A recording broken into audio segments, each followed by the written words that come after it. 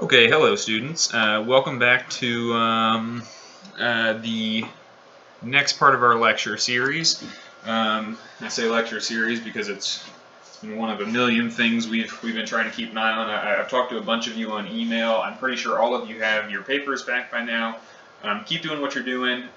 You guys saw my announcement about what to do for the project, so you have that. If you guys have any questions, obviously, just continue shooting me emails as you have them, and I'm happy to continue to either talk to you individually or send out big updates if people feel like we need another omnibus post, but everybody so far seems like they're on the same page. So just to go ahead and get started with today's lecture, I want to kind of step back to what we'd already talked about. And a couple of you have raised some interesting points either in email or via other means of communication. That's some of the things that we've talked about, and I'd love to continue our discussion. So I think today, based on some of those comments, we'll go a little bit more in depth today on some of the differences between the attendant countries in Europe, what kind of sets the stage for World War II. And then today we're going to concentrate on World War II. In fact, I really doubt we'll finish World War II today. We'll probably just do 1938, 1939, 1940, 1941, and 1942, maybe a sprinkle in a little bit of 43. Because, usually, I'm sure you guys have heard it a zillion times, most high school courses, when it comes to, and even some under, depending on who you have as a professor, you can get a real hodgepodge of different discussion points about this war. I know probably you guys have maybe taken a Holocaust course, you may be taken this course from an English or a French perspective. This one I'm really going to kind of try and give you World War II through a military historian's perspective, what the prevailing literature is on this conflict, how the campaigns themselves went, and why those things are important.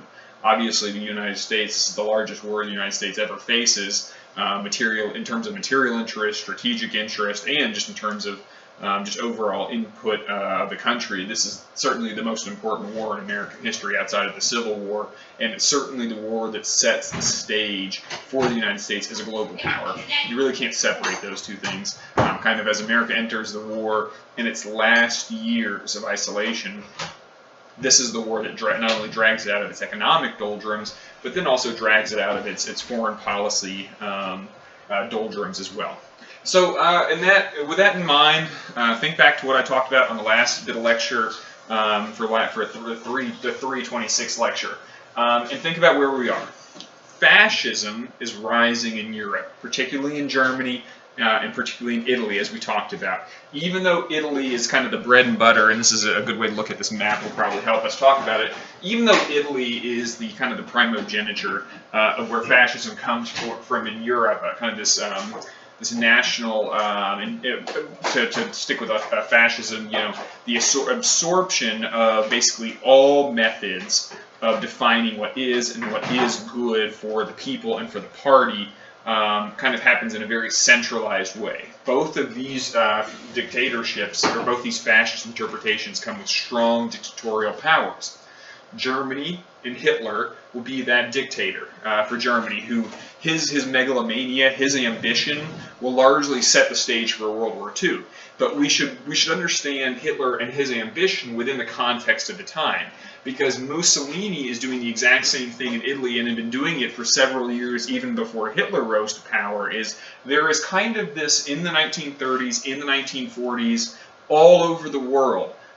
In terms of competition between the major powers, there's this feeling, just like before World War I, of a bubble about to burst. Part of it was the economic conditions left over from World War I. As we've talked about, first the boom years of the 1920s, followed by the complete catastrophe that is the world economy. Even though Americans think about the great stock market collapse of 1929 through the prism of the United States, everybody's going through it. There's such thing as a world economy. Oh, you're very helpful. Get out of here. Even though there's such a thing as a world economy, certainly well before this point, the interconnectedness of the world is really put on stage in 1929. The financial collapse of the United States isn't in isolation. The U.S. is the biggest lender before or after World War I, meant that when the U.S. collapses, the entirety of Europe collapses as well. And many of the colonies these European nations have depended on collapse with it, or at least take the economic hit with it as well. So keeping that in mind, different countries are reacting differently to this gigantic crisis that is the stock market collapse, that is the international monetary collapse, that is the leftovers from World War I and the hatreds involved in that. There's all these things happening in Europe, all these things happening in the world, all these things happening in the US. Different countries are dealing with it in different ways. We've kind of talked about the U.S. And the way the United States has reacted to it. Think about that in the context of how different European powers react to it, because we see this even in today's politics. And I'm sure you guys have been paying attention to what's going on, paying attention to perhaps really paying attention to the way politics changes how a government responds to a crisis. What types and what parts of the government respond most effectively tell you very much about the society in which you live. In Germany and in Italy in the 20s and in the 30s, they were really searching for someone to take the lead, to take power, and to fix the ills of the country. But both operated in parliamentary systems, at least until those parliamentary systems broke down under the attack of very charismatic and very dangerous demagogues. In Italy, you have Mussolini, who rises first from the far left and then moves very, very, very far right. You have Hitler, whose establishment first in World War I as an Austrian soldier led him to feel quite a lot of things about the disillusionment of that war and what it, if you wouldn't say forced on Germany and Austria-Hungary, but it changed the entire world for millions and millions and millions of Europeans. And many of the things that were left unresolved at the end of World War I are still very much unresolved by the 1930s. Now, for Germany and Italy, they saw continued growth for their countries, or they saw the recovery of their countries through a very specific and very militaristic context. Germany in particular really believed that to rebuild what Germany was at the beginning of World War I, before the collapse of Germany in World War I, that Germany had to be militarily strong enough to resist another two-front war. It had to expand, it had to get bigger, it had to get more powerful. And so the way in which he did that was by ruthlessly consolidating party politics into his own hands and then creating a scapegoat for Germany to essentially point at as the reason that World War I was lost in the first place. And we'll talk a little bit more as we get into the Holocaust. So these are deep-seated European issues, and far too often these historical contexts are removed when we talk about just the moment itself, just the event itself, like the Holocaust. The Holocaust happens in a very long line of other anti-Semitic canards in the West, and Germany was certainly part and parcel to it. Hitler's fixation on the Jews comes from a very long line of anti-Semitism in Europe, and as we'll see in the 1940s, he does something specific to, as the Germans euphemistically call it, to answer the final solution, or the Jewish question as it was. Now, we've left one other big European power out of kind of the thing that we need to talk about in terms of the rise of authoritarianism in Europe. And that's what's happening in the Soviet Union. In the 1920s and 1930s, the Soviet Union was the only country in the world that was a communist nation. You remember back to World War I, at the end of it, the Russian state collapsed. They executed their monarch, Nicholas II, and the Soviets had seized power. Well, for the past 20 years, the Soviet Union had been undergoing a series of internal upheavals. Some were political, some were military, as old loyalists of the Tsar were hunted down. More often than not, though, it was inter-party fighting as what the vision of communism would be going forward in the world. And contrary to what most Americans know about what was going on in Russia at the time, is there was a significantly divided opinion amongst Russian intellectuals about what the future of revolution should be. And while the U.S. During the Cold War, and as we'll get into, will deal with a very specific and very expansionary version of communism, that wasn't the original goal of most of the Soviet leadership. Only after really the death of Lenin and the exile of Trotsky do we see a much more authoritative and a much more aggressive Soviet Union on the world stage. Now, the reason that we see that is because, just like in the Soviet Union, or just like in Germany and Italy, the Soviet Union has concentrated power in the hands of a single man. This man I'm sure you've all seen before here, is Joseph Stalin. Stalin will be the dictator of the Soviet Union for roughly 20 years, 25 years, give or take. He grabs power in the 30s and doesn't relinquish it until he dies in the 50s. He's often called the Iron Man. He truly, among dictators in European history, was a monster, even by the standards of this pretty barbaric era. He ruthlessly collectivized, killed, exiled, and murdered millions of his own populace to build what he saw as the greater communist future. He is in the range of number of megalomaniacs as Hitler, Tamerlane, some of the big ones. Stalin certainly represents that. Now, but as you see, though, fascism, communism, German fascism to be specific, all of these come from different economic backgrounds. Germany is a capitalist fascist state. The Soviet Union is a communist state with an authoritarian dictator. The same authoritarianism can come from lots of different government systems. So don't ever let yourself be fooled into thinking because somebody names their party something or if somebody names their government something, that's actually automatically means what they are. Both of these countries with very, very different worldviews end up kind of competing to see who has the most crappy dictator. Now, to really get into this, we have to understand that the worldviews of particularly German fascism completely clashed with the Soviets. These two countries hated one another, and Hitler again and again made clear that he believed at some point he would have to confront what he called Bolshevik Jewish Bolshevism, which was his idea that there was some grand conspiracy between Jews and communists at the time to create this super aggressive empire. Obviously, it was Hitlerian fantasy, but it was, that was a prevailing thought at the time. Now, there's one other big country that we need to examine, and I told you to remember to keep your eyes on. If you remember back to the imperial period, when we talked about the United States and its involvement in the Spanish-American War. And I'm sure all of you are jumping out to tell me what country we're talking about.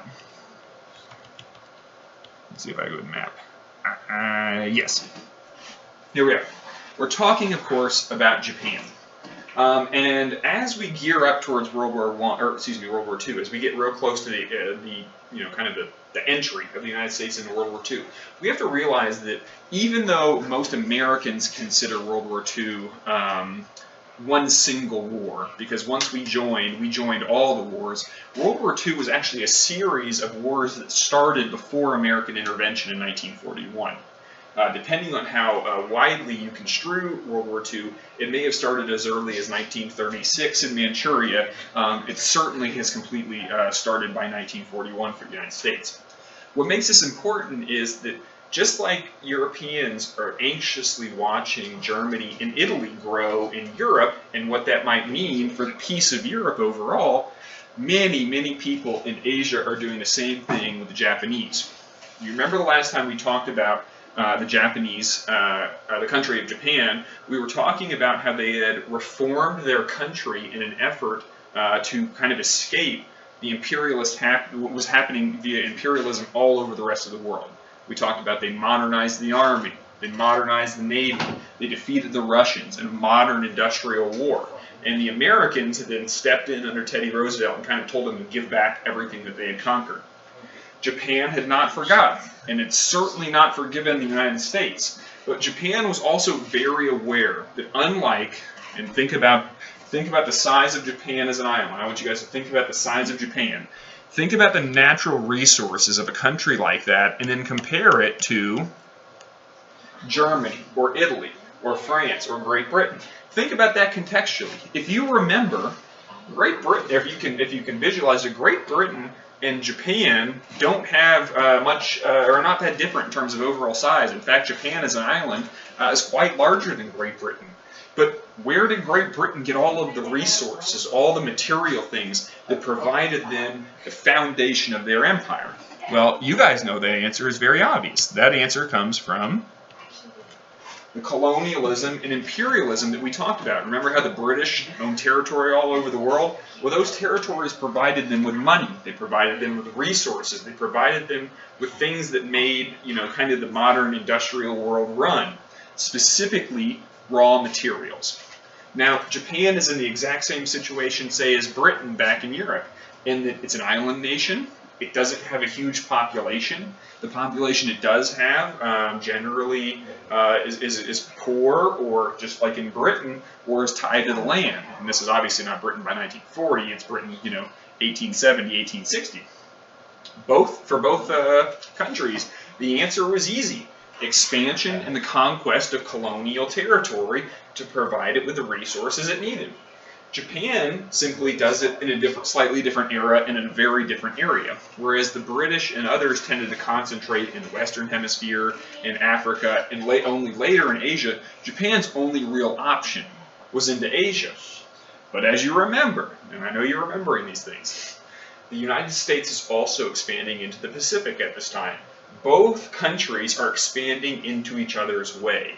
You remember we talked a few weeks ago, I told you to put a star next to the idea spheres of influence. Both of these two countries are rapidly coming to a head in terms of bumping into each other's spheres of influence, or a better way to think of it, kind of bouncing into each other's territory or their turf, things that they feel is theirs, so to speak.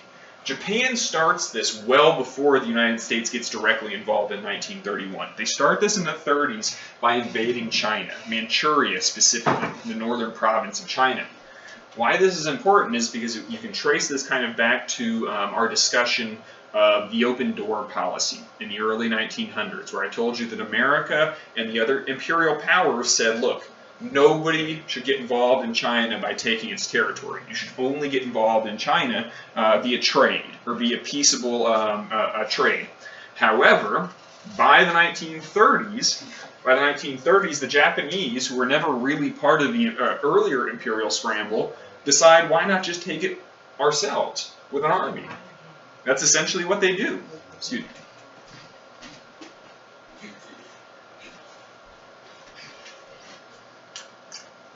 Either one. And that's essentially what they do. They begin by invading Manchuria and expanding slowly but surely out of Manchuria to secure important natural resources. And you have to think, when I say important natural resources, at the time what I generally mean is the important resources that kept most of the military industrial complexes working at the time. Oil for ships, coal, as we talked about with our fueling stations, aluminum, tungsten, the big things that are becoming very important in industrial production at the time. And Southeast Asia is full of many of these important resources. And so the Japanese begin essentially expanding into the Southwest. Now, it just so happens that Japan kind of runs into a set of allies in Hitler and Germany, and then later in Italy. Is these three countries kind of get together, and in 1940 we'll sign the tripartite treaty that binds them together. And you guys, I'm sure, have heard the term for this over and over. These are the Axis, the kind of the bad guy, not kind of, definitely the bad guys of World War II. Or when you think about the Soviet Union, we know there's bad guys everywhere. The bad guys of World War II are the Axis. Now, Japan, just like Germany, and just like, you guys are really not very helpful, just like Germany and just like Italy, are very, very centralized, very, very autocratic, and very, very militarized. All three of them have placed special emphasis on their military might and their ability to expand aggressively if need be.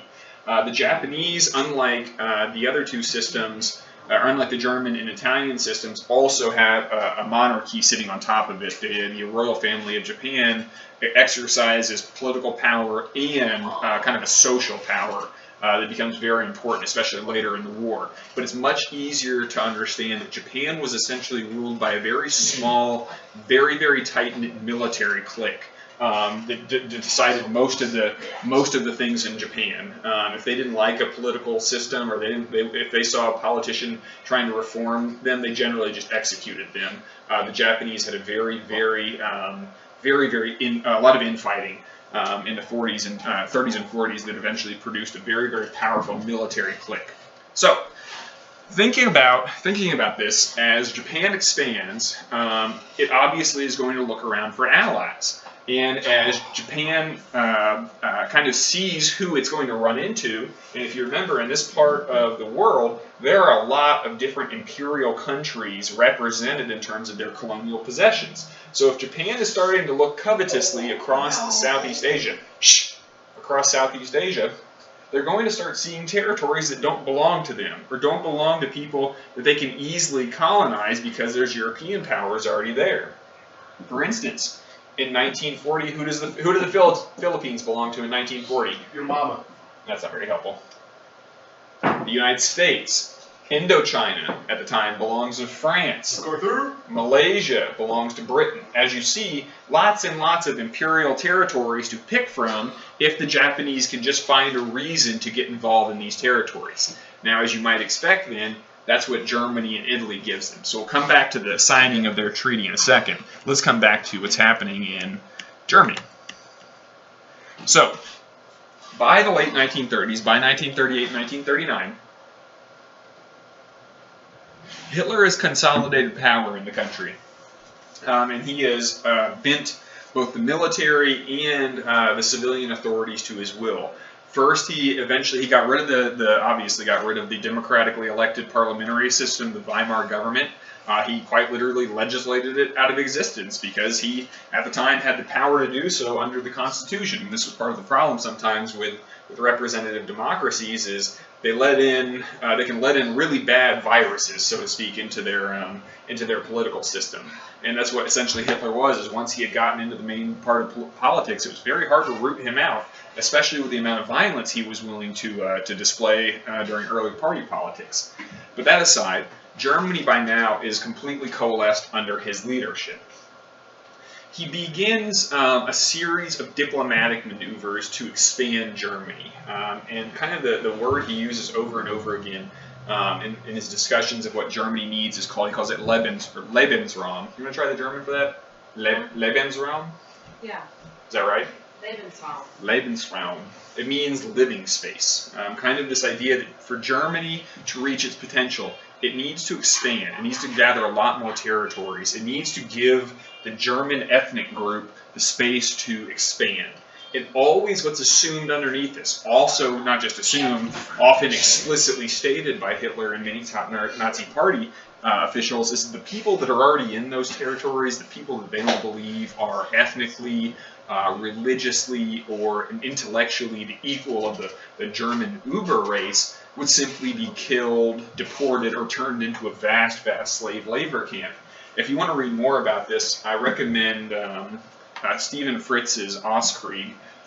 It's a very, very interesting look at kind of the very specifics of the German motives out east. They very much they planned on creating kind of this utopian Aryan society in which white farmers lived on land tilled by Slavic slaves. It's a bizarre look at the future world, but this is what Hitler articulated so well, is that the things that have been done to the Germans over the past 30, 40 years, they needed to not just protect themselves, but to go out and destroy everything around them to make sure nobody could ever challenge them.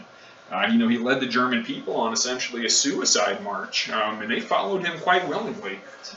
So before we did dig too deep into that, Germany's pursuit of this growing power led it on a series of diplomatic adventures. First by seizing Czechoslovakia, or at least the German-speaking and ethnic German parts of Slovakia. Finally by doing the same with Austria and the Sudetenland. The Anschluss, or the reuniting of Austria with Germany, is there was this kind of this push to gather back German people and German land that had been lost in the World War I's concluding treaty, the Treaty of Versailles. As you remember when we talked about the Treaty of Versailles, it was always so about punishing the Germans, always so about making sure they never did this again, that as you see now, it kind of sets the stage for giving them what they think in their mind is a reason to do this again. The idea that they need to reunite old territories and old peoples together. Now, to reunite these old territories and old peoples back to Germany, obviously they're going to violate the neutrality of countries that exist. The first that they certainly did that to was Czechoslovakia, and the Czech Republic, Czechoslovakia.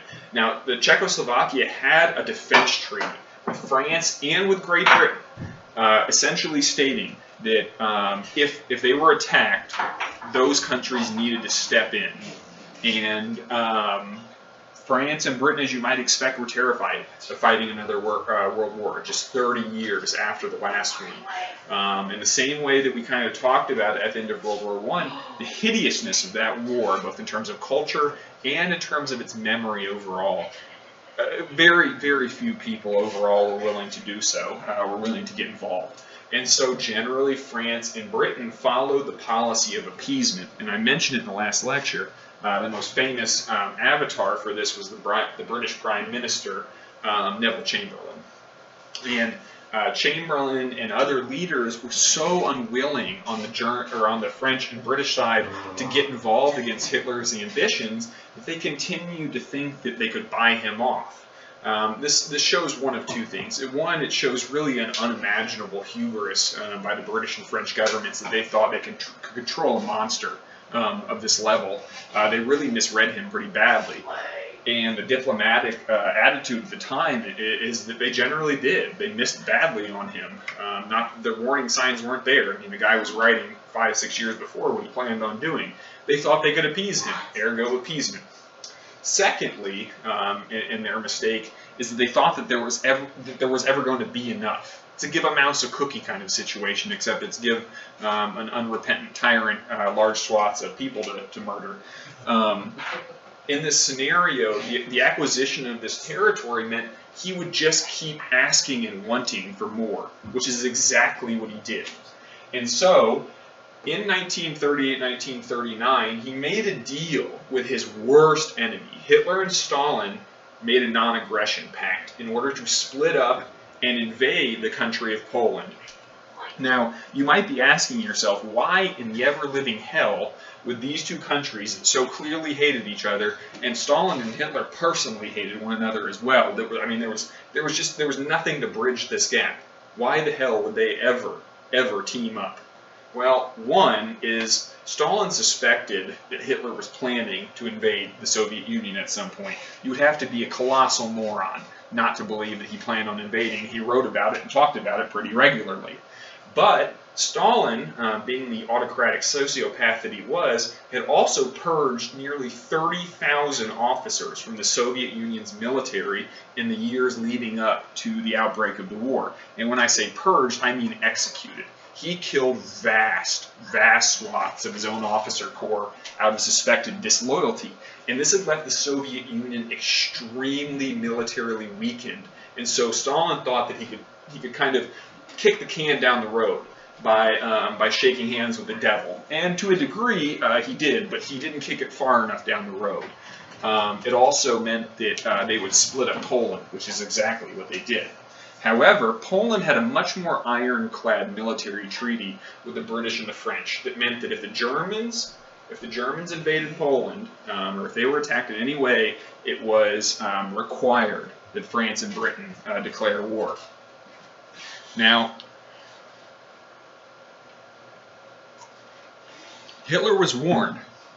His generals were terrified of the idea of having to fight the British and French again.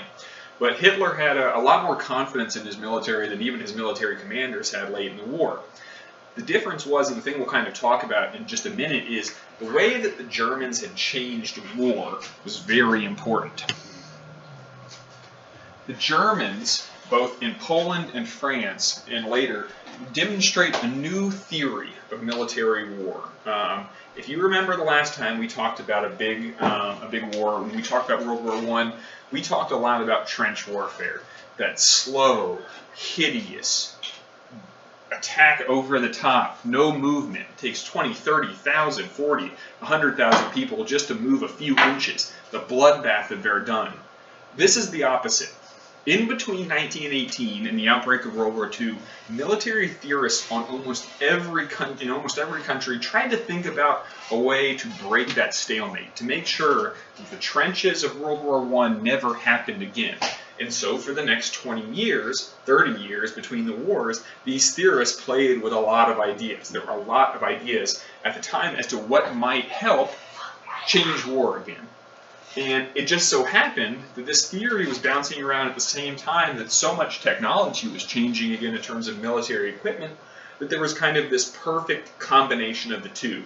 And it's generally credited to the Germans, this idea of blitzkrieg, and this is a star word, German lightning war.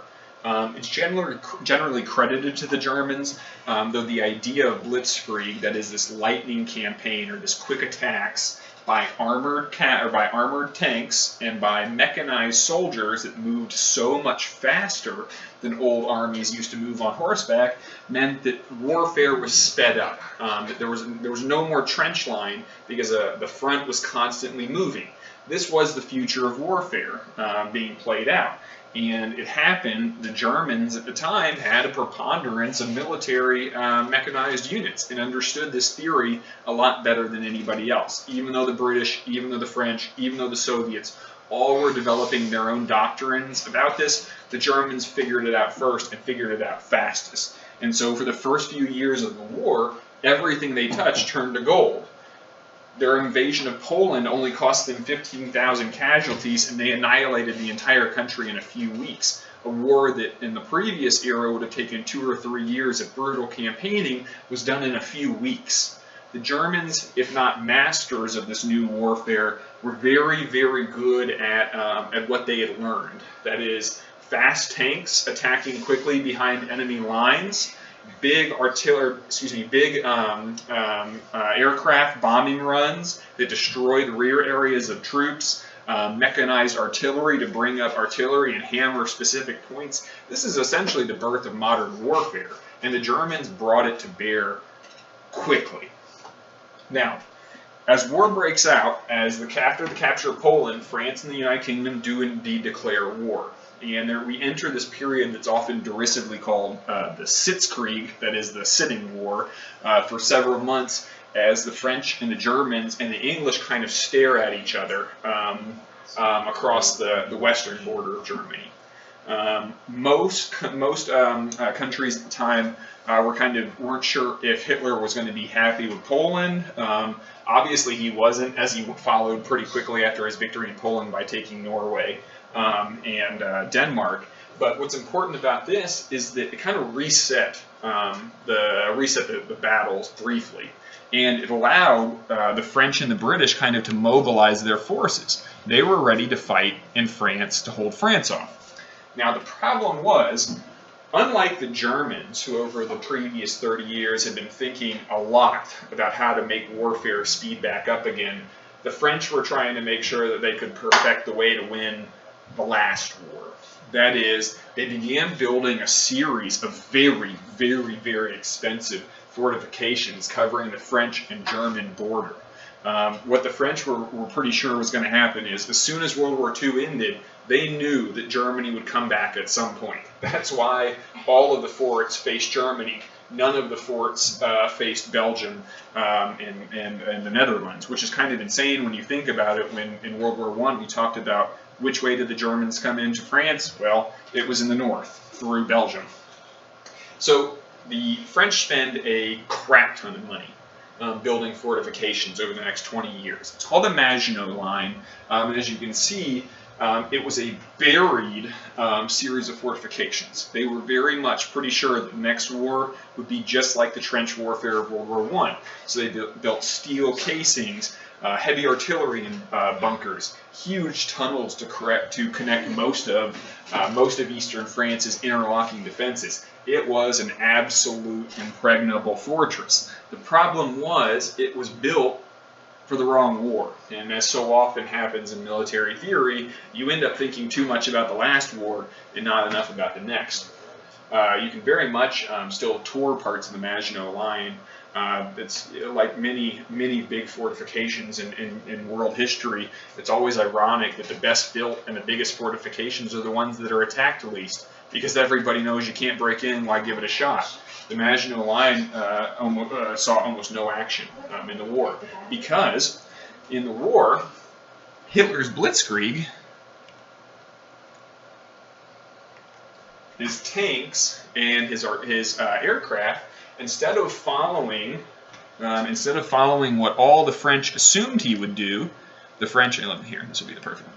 The French assumed he would be stupid enough to attack either here along the Maginot Line, or they believed he would attack here. So they placed all of their troops on the Belgian border, and they ignored the heavily forested areas in the Ardennes. And so instead of falling for what they expected was a very, very easy attack and counterattack, the Germans simply broke in everywhere in the undefended part of the Maginot Line, or the non-Maginot Line parts of France, and spread out quickly. It took 6 weeks for the French to collapse, and it was such a startling collapse that the British troops that were with them were nearly captured. I don't know if anybody of you have had the opportunity to see the movie Dunkirk, but it was excellent, and the movie Dunkirk really does a good job of showing the evacuation of the British troops who were being caught and trapped by the fast-moving Nazi infantry and tank units, and the survival of more than 200,000 British troops in a mad dash evacuation at the beaches of Dunkirk.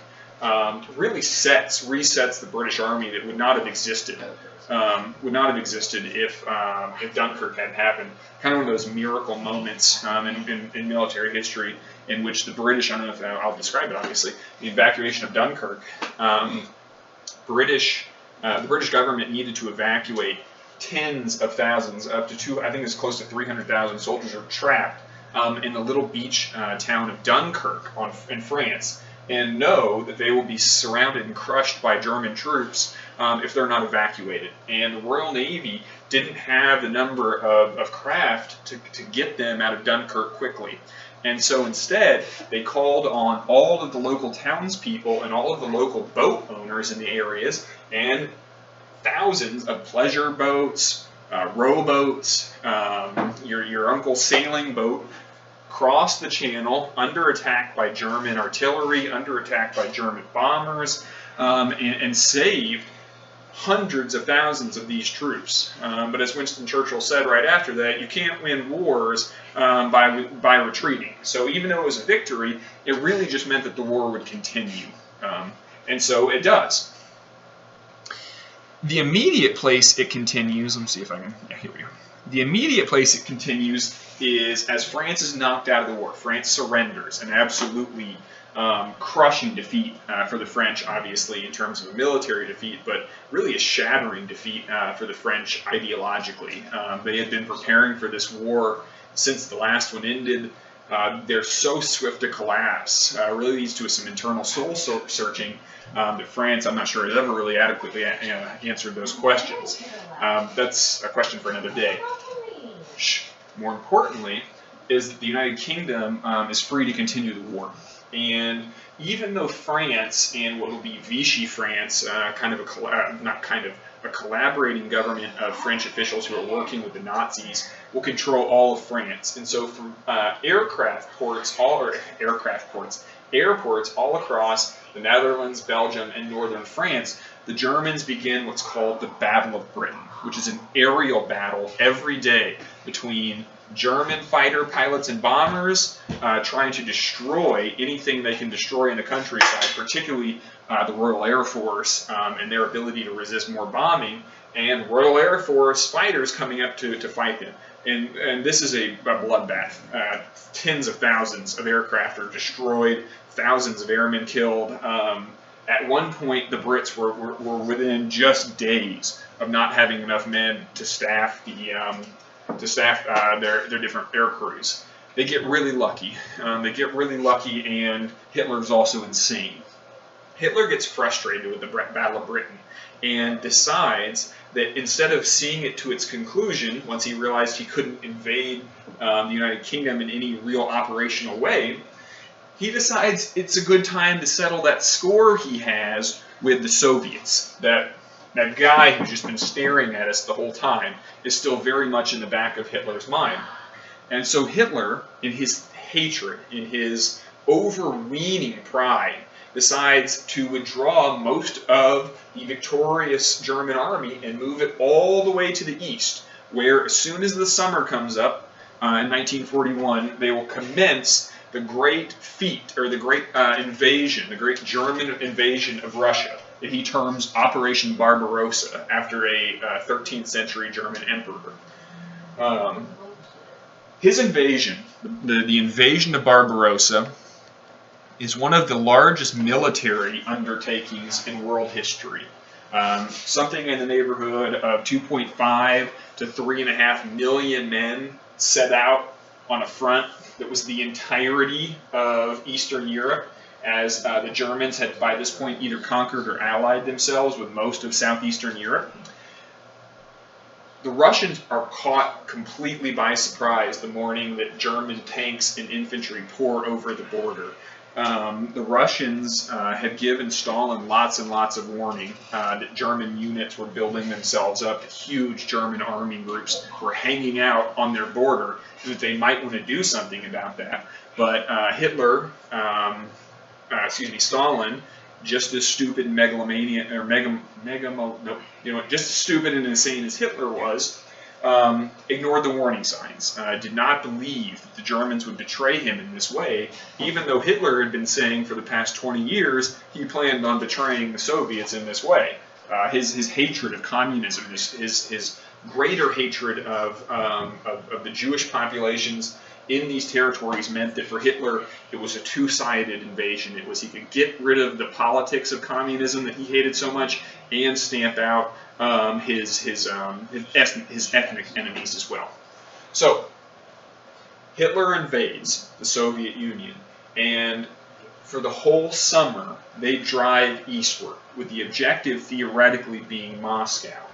Now, I can't really explain to you the depth of Russia. Let me see if I can find a good quote in here, actually, that would really give you an idea.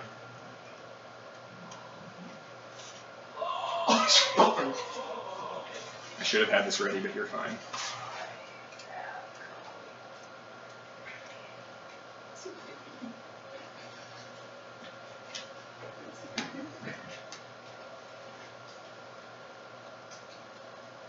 Also, Dunkirk was over 300,000, not 100,000, just so you know. I said 300,000. You said 100,000. I said 300,000. It's not. Including French troops. Are you still, doing this? Yeah, he's paused while he's trying to. I can't find it. I'll look it up for next time.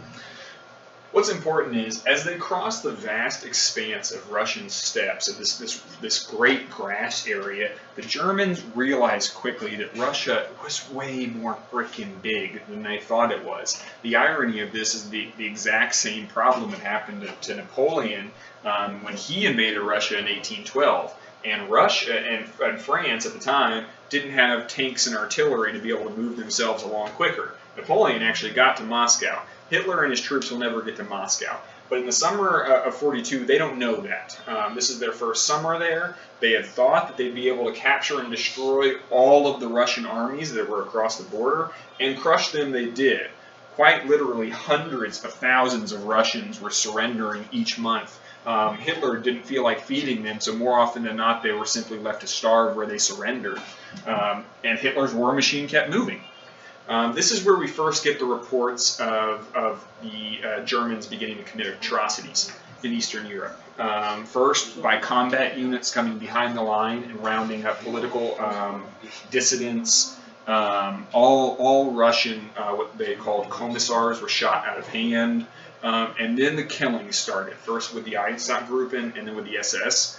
As the Germans moved into this land, they believed that it was theirs permanently and began to carry out the solution in the Nazi party politics that Hitler had made very clear. But we'll pause there, as no matter how far the Germans go that summer, no matter how many Russian brigades, armies, and divisions they crush, there always seems to be another hill on the next horizon. There always seems to be another Russian unit popping up, and no matter how far they go, they're going further and further from their lines of supply. And as we'll come back in the next year, as the winter sets in, and the Germans never planned on being there more than a single campaign season, starting to see why people say don't invade Russia in the winter. He tries in the summer. He just thinks it'll be one summer. It'll last 4 more disastrous years. Millions will die. This is just the calm before the storm. So, on the other side of things, the United States is watching all of this with significant concern, as you might expect. The United States, by this point, in 1939, 1940, is largely still concentrated on domestic measures. As we talked about, FDR is the president. In 38, he was reelected. Was it 38? 40? Yeah. No, 38. 38, 42, 48. So he's reelected for his second term in 38. The success of the first term meant that pretty much very easily he would be swept into power, and he is. It's one of the most heavy electoral victories in American history as he wins the second term. Now, in the second term, the U.S. was still very much, and remember that I word we've talked about so many times, the U.S. had kind of gone back to its isolationism. As you see here in this political cartoon, this is a Dr. Seuss political cartoon. I'm sure you all know that the guy who did who's the guy who does Dr. Seuss? What's his actual name? Dr. Seuss's actual name? Yeah, Herzl. I don't know. What Wife is abuser? What is his name? What? Wife abuser? No, not him. Yeah, Dr. Seuss literally abuses wife. Forgot I'll look that one up. Well, Dr. Seuss, the cartoonist who does Dr. Seuss, actually made most of his early money by doing political cartoons. He's particularly well known for his World War II cartoons. Here is a really good one, in which you see the American Uncle Sam in a separate bed from Europe. After World War I and after the Great Depression, the U.S. had gone back to its isolationism. And you see all the problems that Europe is facing here. Stalinism, Hitleritis, blitzkrieg, Nazi fever, fascist fever, Italian lumps. The U.S. is staying out of it. Excuse me, Italian lumps. The U.S. is staying out of it. And generally, the United States continues with the idea that the U.S. can do the best for its economy at this time if it remains out of the war. Roosevelt doesn't take that as a final answer. Roosevelt is much more pro intervention on the European side, but it wasn't entirely clear that the U.S., even if it did get involved, would necessarily get involved in a German war with Europe if there was no reason the U.S. had to get involved.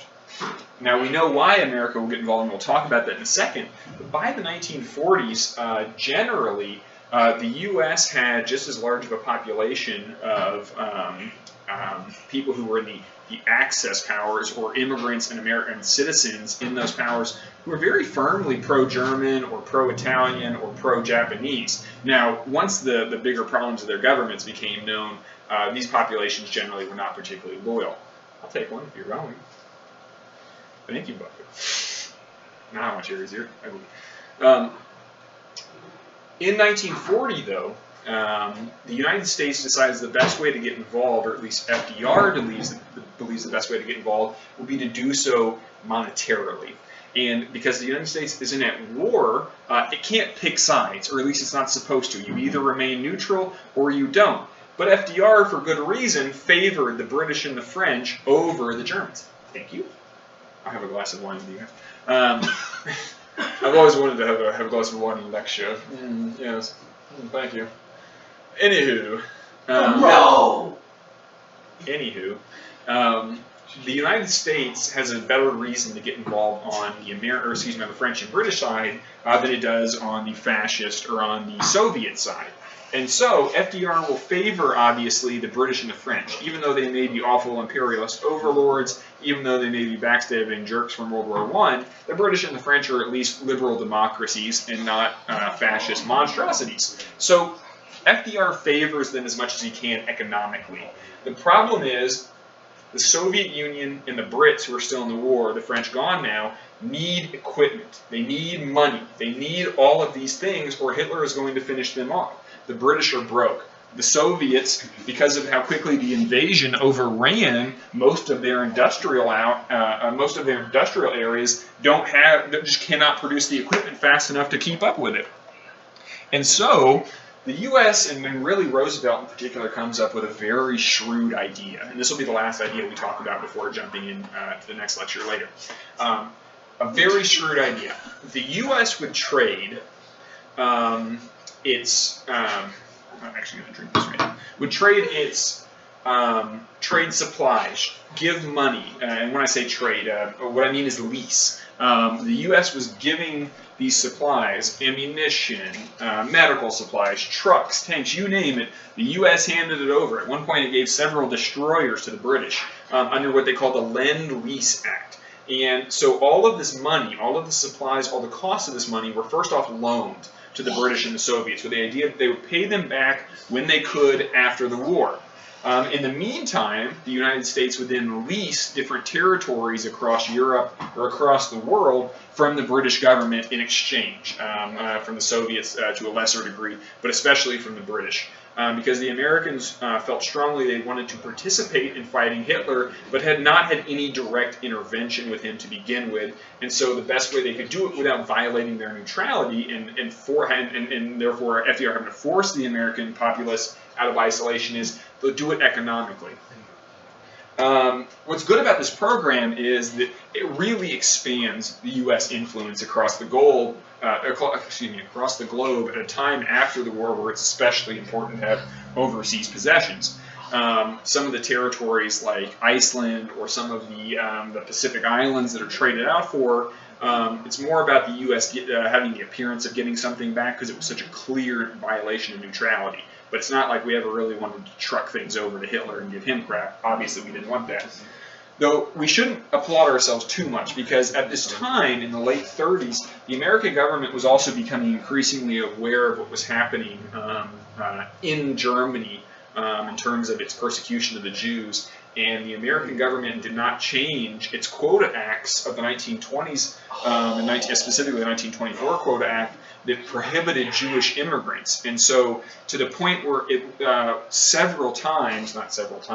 many times, Jewish Germans or Jewish Eastern European people came to America, were rejected for asylum in the United States during the time, and then were sent back to the camps that we'll talk about later. The most famous example is there was an entire boat of Eastern European Jews who arrived in the port of New York City, and the New York port officials, rather than letting them in, told them to turn the boat around. Of the 634 Jewish people on the boat, 254 died at Sobibor, Auschwitz, and the other camps. So America was doing the right thing in resisting Hitler militarily. It was not doing the right thing in terms of its immigration policy. And in the end, obviously, the U.S. will do a lot to end the Holocaust, but initially America was so afraid of getting involved, so afraid of sticking its nose in, that it really screwed the pooch, so to speak, in several major opportunities to get involved earlier. So this is a good stopping spot. We'll pick up on Thursday from why America gets involved directly. We'll talk about Pearl Harbor, and then we'll move into the rest of the war. Okay, thank you guys. Thanks for listening.